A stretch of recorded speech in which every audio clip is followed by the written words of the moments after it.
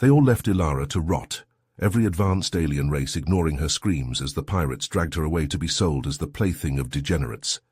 Every sentient race but humanity. In a dimly lit tavern on planet Elysia, bartender Zorel polished glasses behind the counter, as regular patron Kyren nursed a glowing blue drink.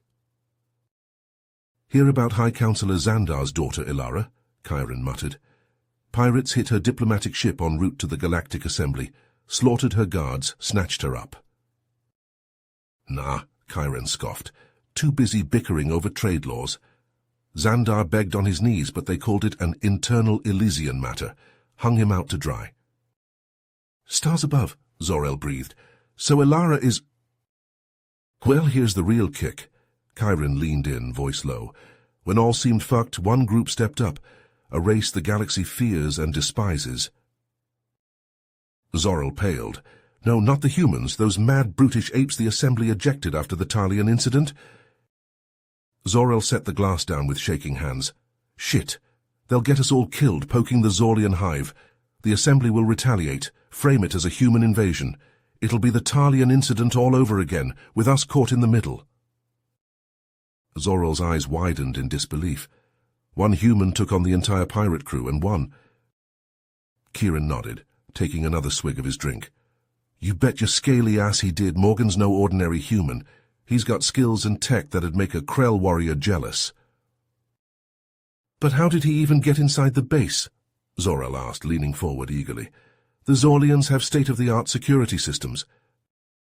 A sly grin spread across Kyren's face. "That's the thing about humans, they're resourceful as hell.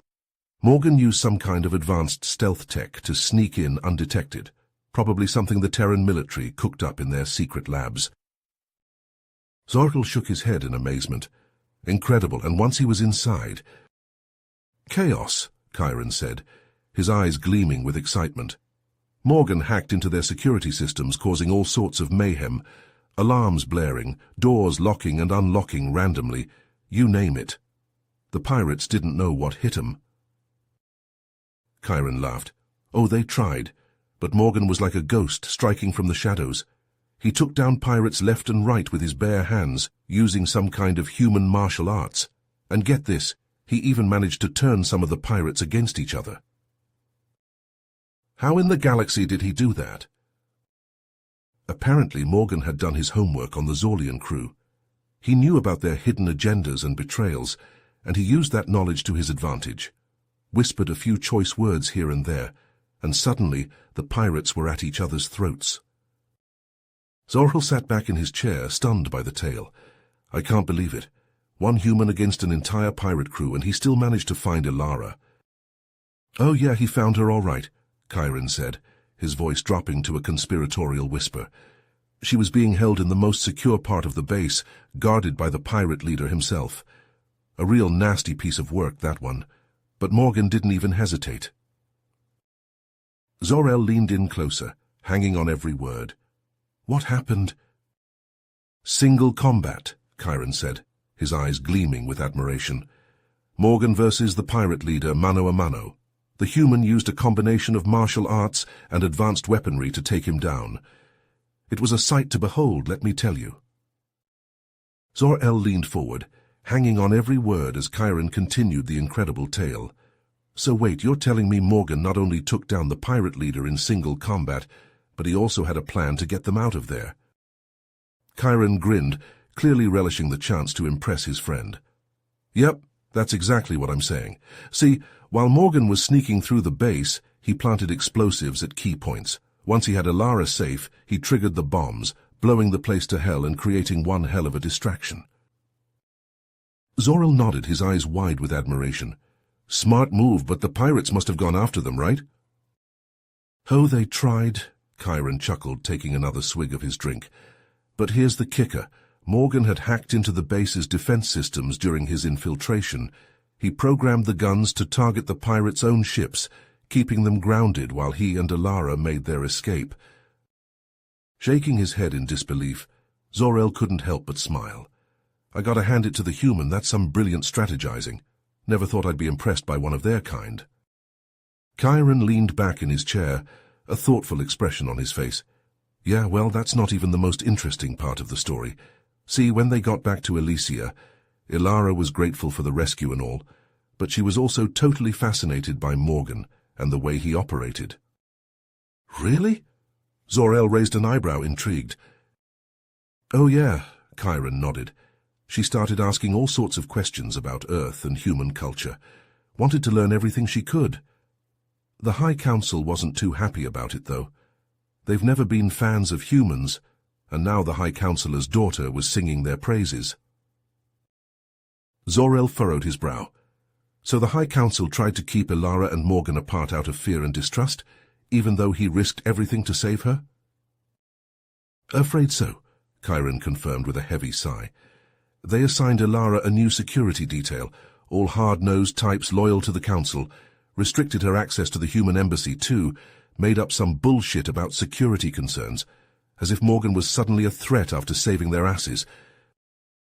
Zor-El shook his head in disbelief. But Ilara's a grown woman, and the High Councillor's daughter at that. Surely she has the right to make her own choices about who to associate with. Chiron let out a humorless chuckle. You know the Council.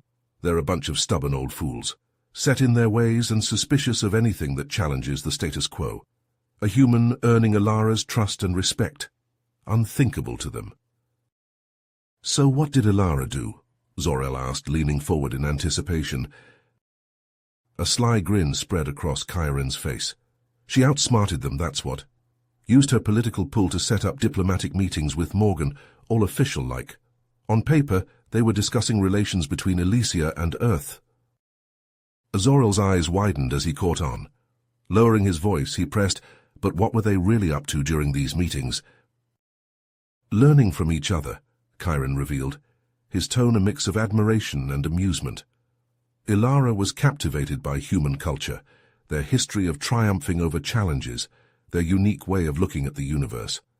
And in exchange, she shared our advanced tech, our belief in living peacefully with others, a true meeting of the minds. Nodding thoughtfully, Zor-El mused, an enriching cultural exchange, but I'd wager the High Council was less than thrilled. Chiron's expression darkened. Ha, that's an understatement. They went from distrustful to outright hostile, started spreading nasty rumors about the humans, accused them of espionage and conspiring against the government, anything to turn public opinion and give them an excuse to boot Morgan off-world. Zor-El shook his head in disbelief. Accusing the humans of spying after they risked their own to save Ilara? That's just absurd. Chiron nodded grimly. Absurd but effective. The rumors spread like wildfire, and before long many Elysians were questioning the humans' motives and Morgan's intentions towards Ilara. Some even went so far as to suggest that he had orchestrated the pirate attack himself, just to gain favor with the High Council. That's ridiculous, Zor-El scoffed.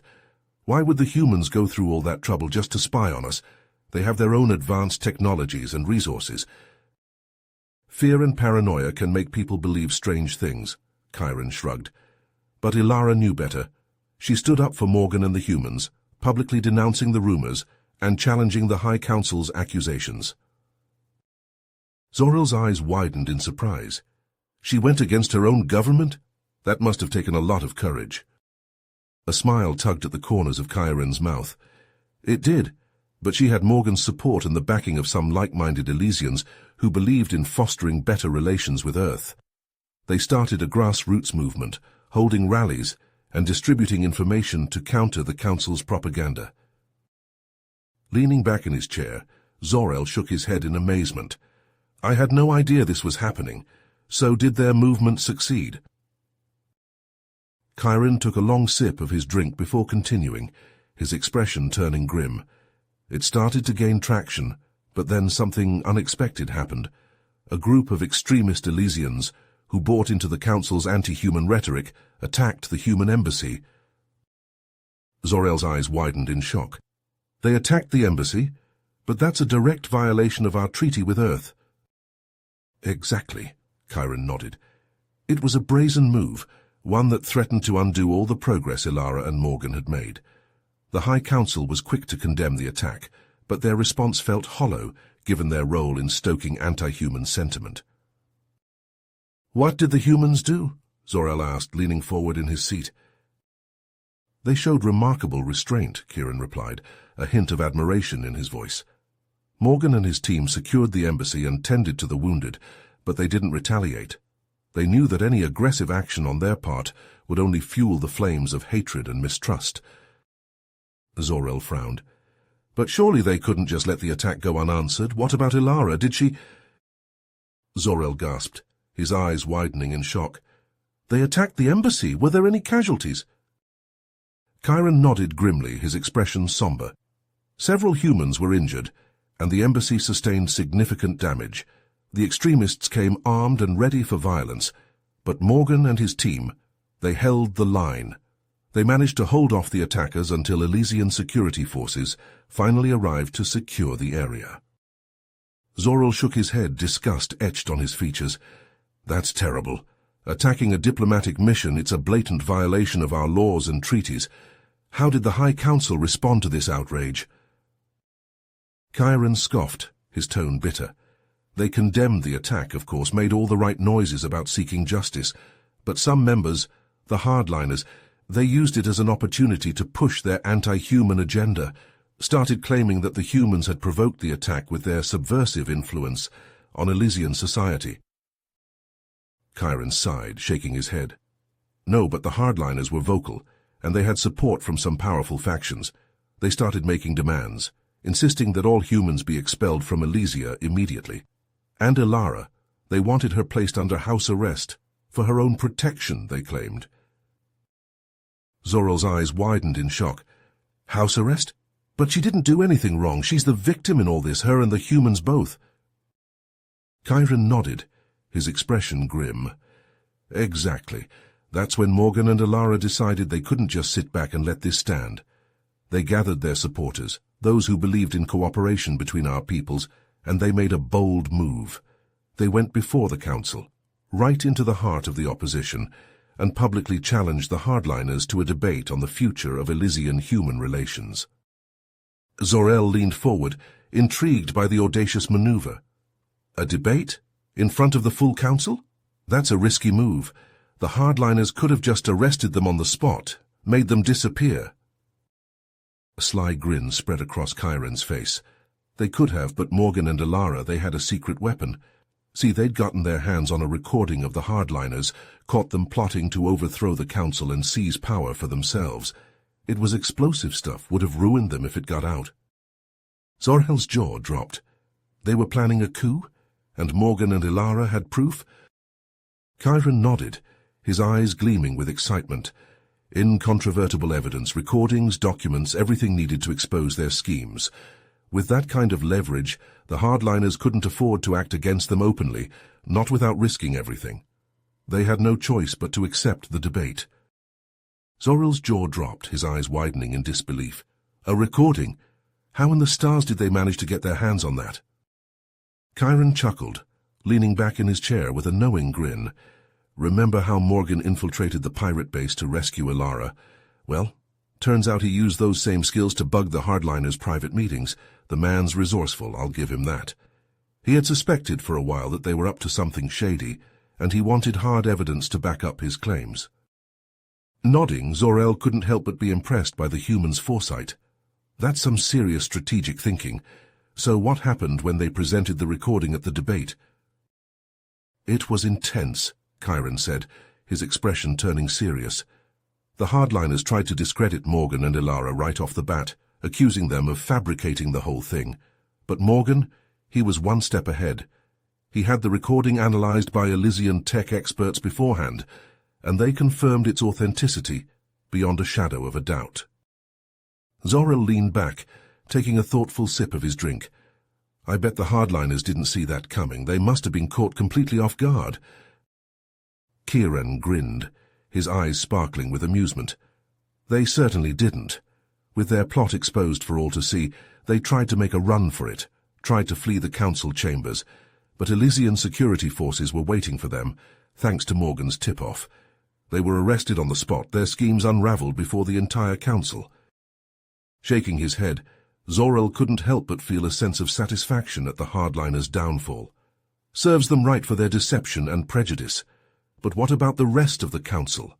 How did they react to this revelation? Chiron's expression turned thoughtful, his gaze distant as he recalled the events. They were shocked, of course. It's not every day that a plot to overthrow the government is uncovered. But more than that, they were impressed by Morgan and Ilara's courage and dedication to the truth. They realized that they had been too quick to judge the humans based on old prejudices and unfounded fears. Zor-El nodded, a glimmer of hope in his eyes. So did they finally change their stance on human relations? A smile spread across Chiron's face, slow and genuine. They did. The council issued a formal apology to the humans and pledged to work towards better understanding and cooperation between our species.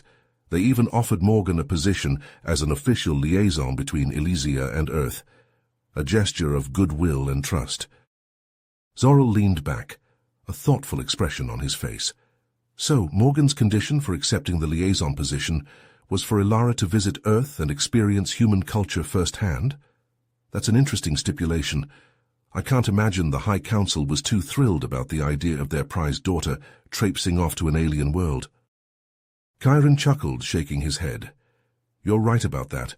The Council was hesitant at first, worried about Ilara's safety and the potential for her to be influenced by what they still saw as a primitive and potentially dangerous species. But Ilara, she was insistent. She argued passionately that if the Elysians truly wanted to build a bridge of understanding with the humans, they needed to lead by example and show trust in their new allies. They did, Chiron confirmed, but not without some conditions. They insisted that Morgan be personally responsible for Ilara's safety during her time on Earth, and that the two of them report back to the Council regularly about their experiences and any potential areas of concern. Zor-El leaned forward, his interest piqued. And how did Ilara and Morgan feel about these conditions? Chiron's expression softened, a hint of admiration in his voice. Ilara was overjoyed at the opportunity, seeing it as a chance to truly bridge the gap between our worlds. And Morgan, he was honored to be entrusted with such a responsibility. I think he saw it as a way to repay Ilara for her trust and support during the whole ordeal with the hardliners. So what was Ilara's visit to Earth like? Zor-El asked, his curiosity getting the better of him. I can only imagine the culture shock she must have experienced. Chiron's gaze turned distant, a wistful smile playing on his lips. From what I've heard, it was a transformative experience for her. Morgan went out of his way to show her the best of what human culture had to offer. He introduced her to their art, their music, their literature. He took her to museums and galleries, to concerts and plays. He wanted her to see the creativity and passion that drove human society. Zor-El raised an eyebrow, impressed. It sounds like Morgan was quite the tour guide, but surely it wasn't all just cultural enrichment. Chiron shook his head. No, of course not. Morgan also made a point of introducing Ilara to human scientific achievements, to their advances in technology and medicine. He wanted her to see that despite their tumultuous history, humans were capable of great things when they put their minds to it. And what about their political system? Zor-El asked, a note of concern in his voice. I can't imagine the Council was too thrilled about Ilara being exposed to human ideas of governance. Chiron laughed softly. You're not wrong. Morgan didn't shy away from discussing human concepts of individual freedom and the importance of questioning authority. He wanted Ilara to understand that, while the human system was far from perfect, it had its merits. Zor-El frowned slightly. I can see why the Council might have been worried about that kind of influence. They've always been rather protective of our traditional ways. True, Chiron acknowledged, but Ilara didn't forget her roots. She made a point of sharing Elysian culture with the humans she met, of explaining our values and beliefs. And you know what? She found that the humans were genuinely interested. They wanted to learn, to find common ground. That's reassuring to hear, Zor-El admitted. I've always believed that our two species have more in common than we realize. It sounds like Ilara's visit was a step in the right direction. Chiron nodded, a glimmer of hope in his eyes. I think it was. It showed that despite our differences, Elysians and humans can learn from each other, can build a future together, and that's something worth raising a glass to. With that, Chiron lifted his drink, a silent toast to the promise of a new era of understanding between their worlds. Zor-El joined him, the clink of their glasses echoing through the quiet bar. Zor-El raised an eyebrow, leaning back in his chair. Fallen in love, a human and an Elysian? That's unexpected. Chiron nodded, a knowing smile on his face.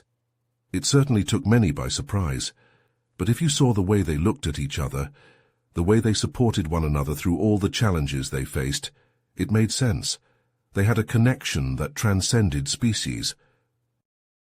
Zor-El took another sip of his drink, mulling over this revelation. I can only imagine the reaction back on Elysia. The hardliners must have had a field day with that news. Kieran's expression turned somber. They did. They tried to use Elara and Morgan's relationship to discredit her, claiming that she had been compromised by human influence. They even went so far as to stage protests outside the Elysian embassy on Earth.